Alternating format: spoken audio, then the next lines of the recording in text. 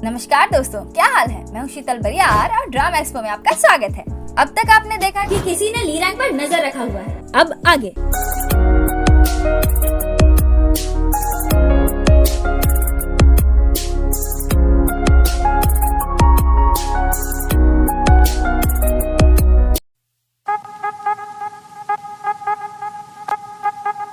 जिया, किम और जेवॉन Mrs snail bright के restaurant में लियोन के प्राइवेट रूम में बैठकर बातें कर रहे होते हैं। जिया इन दोनों को सारी बात बताती है about her past life, Leon का इंतजार, जिया का पुनर्जन्म and blah blah blah. And Kim and Jaewon भी लगता है ये पागल हो गई है। जिया बोलती है तुम दोनों मेरे सबसे नजदीक हो, इस जिंदगी में भी और पिछली जिंदगी में भी, इसलिए तुम दोनों खतरे में पड़ सकते हो। किम बोलती है भोली बावली हो गई है क्या है, ये सब क्या बोले जा रही है, इसको कोई पागल खाना ले जाओ रे।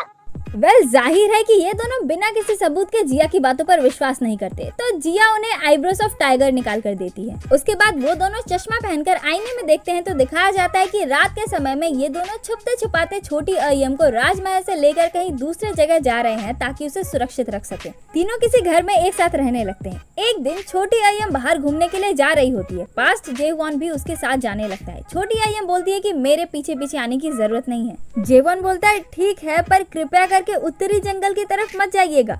लोगों का कहना है कि वहाँ 1000 साल पुराना एक लोमड़ी वास करता है। ये सुनकर छोटी अय्यम को थोड़ी क्यूरियोसिटी होती है। वो बोलती है लोमड़ी, और उसके बाद क्या हुआ ये तो आप सभी जानते हैं।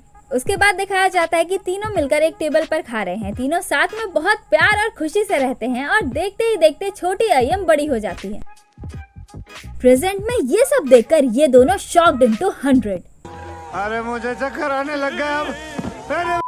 जिया बोलती है कि जो मॉन्स्टर मेरे पीछे पड़ा था अब वो हमारे सोच से भी ज्यादा नजदीक आ चुका है। हो सकता है कि वो कोई ऐसा हो जिन्हें हम जानते हैं, इसलिए जिस तरह से तुम दोनों ने पास्ट लाइफ में मेरी रक्षा की थी उसी तरह इस लाइफ में मैं तुम दोनों की रक्षा करना चाहती हूँ। जेवॉन बोलता है तो तुम्हारे बॉयफ्रेंड का क्या, वो कौन है। जिया लियोन को अंदर बुलाती है और वो उन्हें बताता है कि वो एक 9 टेल्ड फॉक्स है। ओ भाई मारो मुझे, मारो मुझे, मारो नहीं, ये मजाक हो। उसके बाद दोनों घर जा रहे होते हैं। जिया पूछती है कि क्या तुम अपने भाई से मिले। लियोन बोलता है नहीं, इमुगी मुझसे पहले उस तक पहुंच गया। इमुगी को पहले से पता था कि अगर ली रैंक का भरोसा टूटा तो वो उनके लिए खतरा बन सकता है। जिया बोलती है अब हमें इमुगी का पता कैसे चलेगा। लियोन बोलता है डोंट वरी मेरी निब्बी, मुझे पहले से पता था कि ऐसा कुछ हो सकता है, इसलिए मैंने एक बैकअप प्लान तैयार रखा है। और शिंजू ही लियोन का बैकअप प्लान है। लियोन पर नजर रखने वाला कोई और नहीं बल्कि शिंजू ही था।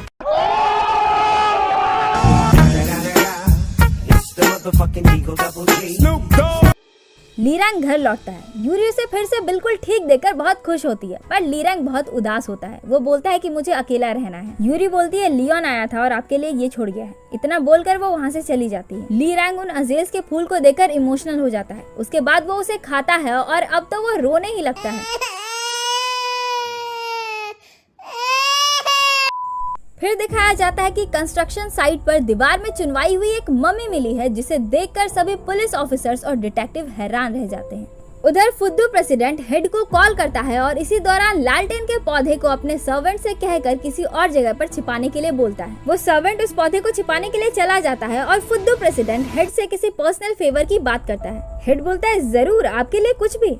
ये फुद्दू प्रेसिडेंट अब क्या झोल करने वाला है। ये जो भी झोल कर रहा है तू तो अभी इस बारे में बताने से रही, तू तो बाद में ही बताएगी, तो अपनी बकवास बंद कर और आगे बढ़। ये भी ठीक है। इधर लियोन जिया को सुला रहा होता है।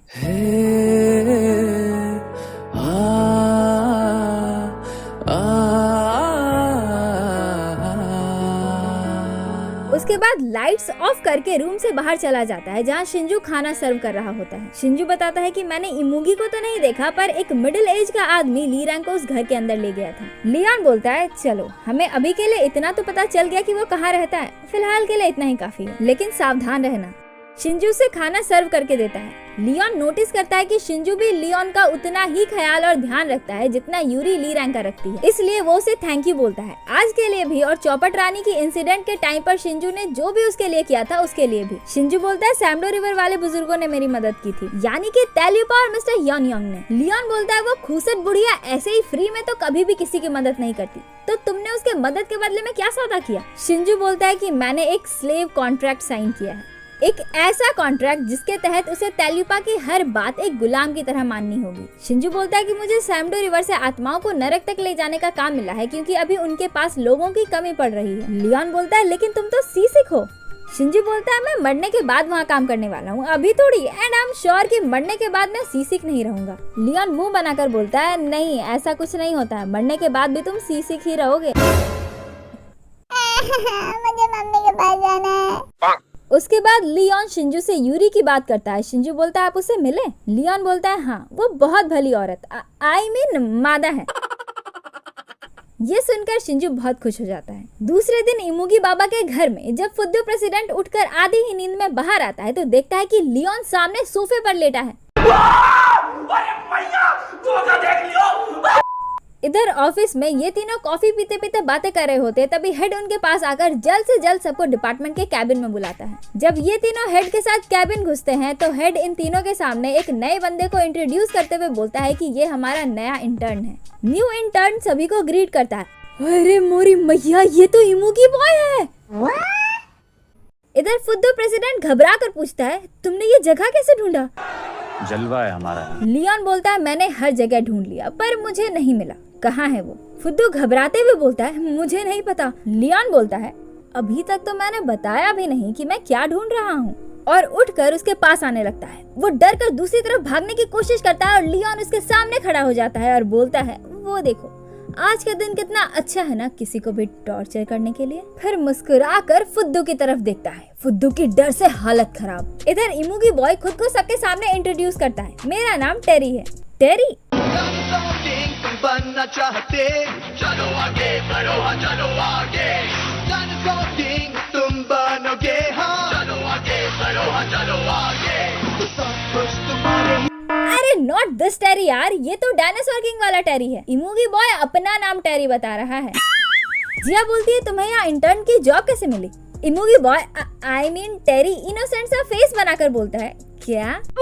जिया बोलती है यहाँ सभी इंटर्न को किसी न किसी कनेक्शन की वजह से ही जॉब मिलती है और हमारे टीम मैनेजर यानी हेड का तुम्हारे प्रति बर्ताव देखकर मैं ये बता सकती हूँ कि तुम्हारी सिफारिश किसी हाई स्टेटस वाले ने ही की होगी। बंदे स्मार्ट तो बहुत है, मानना पड़ेगा, पर साथ ही मुंह फट भी बहुत है। बेचारा हेड।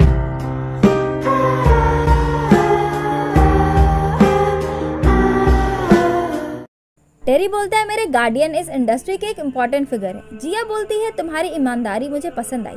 उसके बाद हैंड शेक करके खुद को इंट्रोड्यूस करती है। फिर सब अपने अपने काम में लग जाते हैं। तभी जिया टेरी से पूछती है कि क्या हम पहले कभी मिले हैं? टेरी अपने वही इनोसेंट से फेस के साथ बोलता है पता नहीं। उसके बाद जिया भी अपने काम में लग जाती है और इमुगी बॉय बड़े ध्यान से उसे ऑब्जर्व कर रहा होता है। वैसे तो वो सबकी मन की बात जान लेता है, पर पता नहीं क्यों जिया की मन की बात उसे सुनाई ही नहीं देती। वो हैरान हो जाता है। फिर वो बाकी सभी की मन की बात सुनता है। बाकी सबकी मन की बात उसे साफ साफ सुनाई देती है, लेकिन वो फिर से जब जिया की मन की बात सुनता है तो इस बार भी उसे कुछ नहीं सुनाई देता। उसके बाद वो जिया को देखकर मुस्कुराने लगता है। उधर तेलुपा को आभास हो जाता है कि इमुगी ने अपना दाव चल दिया है। वो बोलती है कि अब इस तबाही को रोकने का बस एक ही तरीका है, उस बच्ची की बलि। तभी मिस्टर योनयोंग नाचते हुए एक फ्लावर बुके लेकर आ रहे होते हैं क्योंकि आज मिस्टर योनयोंग और तेलुपा की वेडिंग एनिवर्सरी है। वो एकदम टिप टॉप सूट बूट पहनकर तैयार बहुत खुश हो रहे होते हैं। पता है क्यों? क्योंकि तेलुपा को उनकी वेडिंग एनिवर्सरी याद नहीं होगी और आज उन्हें मौका मिल जाएगा उसे डांटने का। तभी अचानक से तेलुपा गेट खोलती है। मिस्टर योनयोंग डर जाते हैं। तेलुपा उन्हें पेट में जोर से मारकर बोलती है इतनी देर से मैं कॉल पे कॉल किए जा रही थी, कहाँ थे तुम? कॉल क्यों नहीं रिसीव कर रहे थे? जब से हुई है शादी आंसू बहा रहा हूँ, आफत गले पड़ी है, उसको निभा रहा हूँ। उसके बाद तेलुपा चली जाती है और मिस्टर योनयोंग लियोन की वो बात याद करते हैं जब उनके बेटे बोगिल के बरसी के दिन आफ्टर लाइफ इमिग्रेशन ऑफिस के बाहर लियोन ने उनसे मदद मांगी थी, ये बोलकर कि मैं खुद को और जिया दोनों को बचाऊंगा, बस मुझे आपकी मदद चाहिए। मिस्टर योनयोंग अपने आंसू पोंछ कर बोलते हैं कि मैं तुम्हारी क्या मदद कर सकता हूँ। लियोन बोलता है सबसे पहले तो आपको ग्रैनी, जी हाँ वो तेलुपा को ग्रैनी बोलता है, हाँ तो सबसे पहले आपको ग्रैनी के दिल को दूसरों के प्रति थोड़ा नर्म बनाना होगा, वो बहुत कठोर है। उसकी बातें मिस्टर योनयोंग को कुछ समझ नहीं आती। वो बोलता है कि मैं श्योर हूँ कि वो जानती है कि इमुगी को कैसे खत्म किया जाए। मिस्टर यॉन योंग बोलते हैं कि इमुगी के जागने के बाद वो बहुत परेशान है। अगर उसे इमुगी को खत्म करने का तरीका पता होता तो वो उसे खत्म करने के लिए कुछ ना कुछ जरूर करती। लियोन थोड़ा सोच कर बोलता है, फिर तो जरूर कुछ ऐसा होगा जिसे करने से किसी बहुत ही सख्त कानून का खनन हो जाएगा और शायद इसीलिए वो कुछ नहीं कर पा रही। इस वक्त यही सब सोचकर मिस्टर यॉन योंग तेलुपा की तरफ देखकर परेशान हो रहे होते हैं। इधर ये लोग काम कर रहे होते हैं, तभी टेरी उन्हें एक ब्रेकिंग न्यूज दिखाता है। आर्टिकल में उसी मम्मी के बारे में लिखा होता है जो ऑफिसर्स को दीवार में चुनवाई हुई मिली थी। हेड जिया और जेवॉन को ये स्टोरी कवर करने के लिए बोलता है। जेवॉन बोलता है कि 1 घंटे में मेरा इंटरव्यू है। तभी टेरी इंसिस्ट करता है कि क्या मैं जा सकता हूँ। कार में दोनों काम की बातें कर रहे होते हैं। जिया टेरी की काम को लेकर सिंसियरिटी को देखकर बहुत इम्प्रेस होती है और उसकी तारीफ करती है। टेरी मुस्कुराने लगता है। जिया बोलती है तुम मुस्कुरा क्यों रहे हो? टेरी बोलता है क्योंकि मैं खुश हूँ। जिया बोलती है किस लिए? इमुगी बॉय बोलता है क्योंकि मैं आपको लाइक करता हूँ। जिया को लगता है कि वो उसके काम को लेकर प्रोफेशनलिज्म पर बात कर रहा है, पर उसे क्या पता कि ये तो कुछ और ही फिराक में है। उठा ले जाऊंगा तुझे मैं डोली में। उधर ली रैंग लियोन का भेष बनाकर तेलुपा से मिलने आता है, बट शी इज तेलुपा। उसे बेवकूफ बनाना इतना आसान नहीं है। वो बोलती है अपने रूप में आ जाओ बच्चे। उसके बाद ली रैंग अपने असली रूप में आ जाता है। तेलुपा बोलती है तुम्हें क्या लगा तुम्हारी ये बच्चों वाली ट्रिक मुझ पर काम करेगी? ली रैंग बोलता है हाँ मुझे लगा शायद कर जाए। तेलुपा बोलती है तुम्हारे भाई की एक बुरी चीज तुम में भी है। ली रैंग बोलता है लियोन को भेष बदलना पसंद नहीं है, ये काम सिर्फ मैं ही करता हूँ, उसके लिए ऐसा करना उसके शान के खिलाफ है। तेलुपा बोलती है मैं तुम दोनों के चेहरे की बात कर रही हूँ, तुम दोनों का चेहरा बहुत एनोइंग है। गजब बेइज्जती है। लेकिन मैं क्यूरियस हूँ, आज ये बकरी हलाल होने के लिए खुद यहाँ क्यों आ गई? एक्चुअली ली रैंग तेलुपा से पूछने के लिए आया था कि जिस एहसान के तले वो दबा हुआ है, जिसकी निशानी उसके और फुद्दू प्रेसिडेंट के हाथ में बनी हुई है, वो उसे छुटकारा कैसे पाए। लेकिन ये एहसान का बंधन फेविकॉल के जोड़ से भी ज्यादा मजबूत है, इतनी आसानी से नहीं टूटेगा। तेलुपा बोलती है हाँ एक रास्ता है, मौत। सिर्फ मौत ही एक रास्ता है जो किसी भी लोमड़ी को दूसरों के एहसान से आजाद कर सकता है। उधर यूरी शिंजू और एनेस्थेसिया से मिलने आती है। वो दोनों बातें कर रहे होते हैं जिसमें यूरी बताती है कि जू वाले लोग किस तरह से उसे प्रताड़ित करते थे।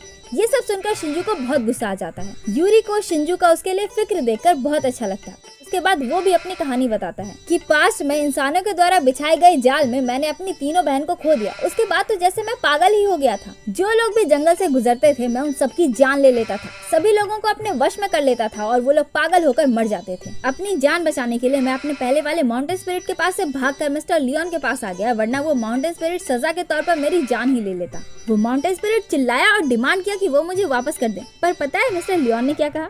पहली बात तो ये कि चिल्लाना बंद करो, आवाज नीचे। और दूसरी बात ये कि मेरे जंगल में जो भी आता है वो मेरा हो जाता है। और उसी वक्त मैंने सोच लिया कि मैं मिस्टर लियोन की जिंदगी भर सेवा करूंगा। वो आगे और भी बोलता, पर यूरी उसकी बात को काटते हुए बोलती है कि मेरे साथ सोना चाहोगे? What did you say? मैं तुम्हारे साथ सोना चाहती हूँ। मुझे तुम्हारा बिखरा पास्ट बहुत पसंद आया और उसके करीब आने लगती है। रहा नहीं जाता। शिंजू से समझाने लगता है कि देखो रिलेशनशिप में अलग अलग पड़ाव होते हैं, पहले ये होता है फिर ये होता है, और ये सब बोलते बोलते उसे दूर खिसक रहा होता है, पर यूरी उसके पास ही चिपकी रहती है। जब शिंजू की बातें खत्म हो जाती है तो यूरी बोलती है पर मैं ये सारी चीजें first dating and all skip करना चाहती हूँ। और उसके बाद क्लिनिक क्लोज। इधर जिया उस मम्मी की इन्वेस्टिगेशन के लिए जाती है। उस बॉडी को देखकर लग रहा था कि उसके पूरे खून को चूस लिया गया है। तभी उसकी नजर बॉडी के हाथ में लगे नेल्स पर पड़ती है। वो उसे जाने पहचाने लगते हैं। वो उसका फोटो क्लिक करने लगती है और इमुगी बॉय ये सब देखकर एक कनिंग से स्माइल देता है। तभी जिया को याद आता है कि ये तो वही नेल है जो उसे फुद्दू प्रेसिडेंट के घर में मिला था। उसका दिमाग खराब हो जाता है। वो दौड़ती हुई सीधे अपना ऑफिस जाती है और उस नेल को निकाल कर देखती है and now she is confirm कि ये वही नेल है। वो सीधे उस फुद्दू प्रेसिडेंट के पास जाकर सवाल करती है। फिर पता चलता है कि ये फुद्दू प्रेसिडेंट वही माथे पर निशान वाला आदमी है जिसकी तलाश वो इतने दिनों से कर रही थी। वही ह्यूमन ब्रांडिंग वाला गद्दार जो इसके पेरेंट्स को उठा कर ले गया था। फुद्दू प्रेसिडेंट जिया को वही कागज के फूल दिखाता है जो बचपन में जिया ने बनाया था। उसके पीछे वाले साइड में लिखा होता है जिया तुम हमें बचाने क्यों नहीं आ रही? जिया इमोशनल होकर पूछती है कि वो दोनों कहाँ हैं? फुद्दू बोलता है कि मुझे माउंटेन स्पिरिट ला कर दो और मैं तुम्हें तुम्हारे पेरेंट्स लौटा दूंगा। ये सुनकर जिया का दिमाग खराब। इधर टेरी इमुगी बॉय सड़क पर चलते हुए आसपास के नजारे और मौसम का मजा लेते हुए ऑफिस की ओर जा रहा होता है, क्योंकि जिया तो जल्दबाजी में इसे वहीं छोड़कर चली आई थी, तो अब इस बेचारे के पास और कोई ऑप्शन भी नहीं था। चलते चलते वो देखता है कि लियोन सड़क के उस पार खड़ा है। जैसे ही एक बस उनके बीच से गुजरती है, लियोन वहाँ से गायब हो जाता है और अगले ही पल इमुगी बॉय के सामने प्रकट हो जाता है।